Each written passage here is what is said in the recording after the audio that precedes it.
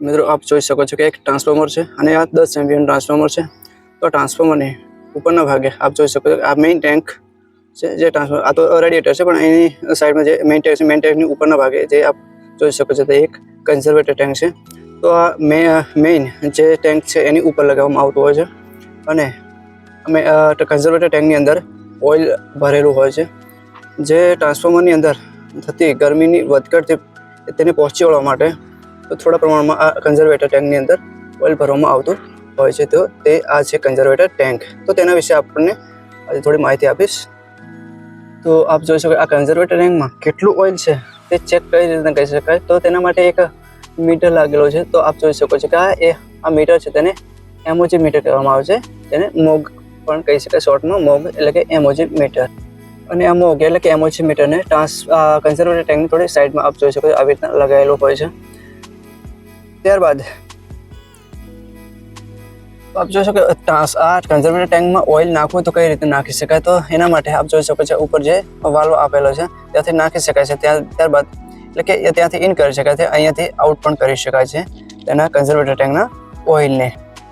Conservator ટેન્કથી આપ જોઈ શકો એક આ પાઇપ કનેક્ટેડ છે જેને નીચે સુધી લાવવામાં આવે છે અને આ છે તેનું બ્રીધર જે ભેજમુક્ત હવાને ઉપર જવા દે છે। એટલે કે જ્યારે પણ કન્ઝર્વેટર ટેન્કમાં જે ઓઇલમાં એર આવે છે ત્યારે તે બહાર નીકળે છે અને જે ભેજમુક્ત હવા રહે એ તેની અંદર પ્રવેશ કરે છે। ઓઇલની વધઘટથી જે એર અંદર જઈ શકે તેવી વ્યવસ્થા માટે આ બ્રીધર લગાવવામાં આવતું હોય છે। અને બ્રીધરમાં સિલિકા જેલ ભરવામાં આવે છે જે કમ્પ્લીટ સિલિકા જેલ એટલે કે ભેજ મુક્ત હોય ત્યારે તે બ્લુ કલરની હોય છે, પરંતુ જ્યારે તેની અંદર ભેજ દાખલ વધારે પ્રમાણમાં થઈ જાય ત્યારે તે થોડી પિંક કલરની તે થઈ જતી હોય છે।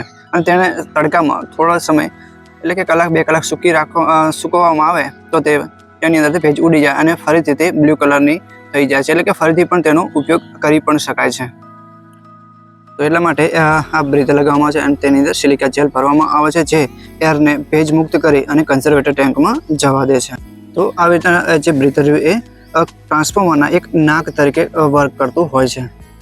ત્યારબાદ કન્ઝર્વેટર ટેન્કથી બીજી પણ 2 પાઇપ નીકળતી હોય છે। તો અહીંયા એક બીજી પાઇપ જે એક તો આપ જોઈ શકો છો કે સિલિકા જેલ માટે આવે છે એટલે કે બ્રીધર માટે, અને બીજી પાઇપ આપ જોઈ શકો છો કે અહીંયાથી એક પાઇપ અહીંયાથી આપ જોઈ શકો છો તે અહીંયા ગયેલી છે, તે ટેપ ચેન્જરની જે ટેન્ક છે તેનામાં એન્ટર થતી હોય છે। એટલે કે ટેપ ચેન્જરની ના ઓઇલમાં જે વધઘટ થતી હોય તેને પહોંચી વળવા માટે હોય છે। અને બીજી આપણે બતાવી દો, 2 તો થઈ ગઈ, અને ત્રીજી આપણે બતાવી દો તો અહીંયા પણ આપ જોઈ શકો છો જે આ 3 લાઇનમાં જ છે આપ જોઈ શકો આ રહી, તો તે મેઇન ટેન્ક સાથે કનેક્ટેડ હોય છે। એટલે કે મેઇન ટેન્કની અંદર છે ગરમીથી પહોંચી વળવા માટે આ કન્ઝર્વેટર ટેન્કમાં એટલે કે ટ્રાન્સફોર્મરની જે ઓઇલ છે તેની અંદર એટલે કે ગરમીથી પહોંચી વળવા માટે આ કનેક્ટેડ હોય છે કન્ઝર્વેટર ટેન્કથી, જેમાં ઓઇલનું રિફ્લેક્શન થતું હોય છે।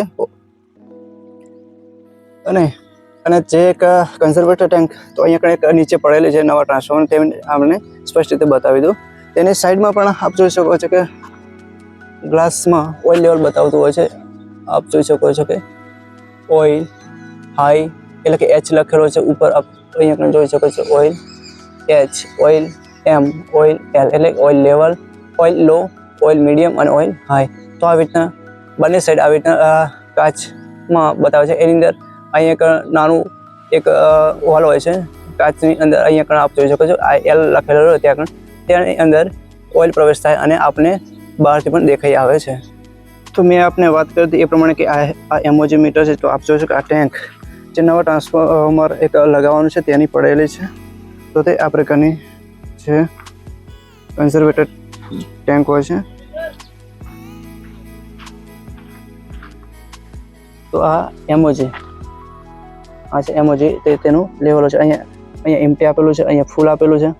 તો આવી રીતના તેનું લેવલ 1/4 સેલ્સિયસ, 1/2, 3/4 આવી રીતના આપેલું છે અને તેની કંપનીની નેમ પ્લેટ છે।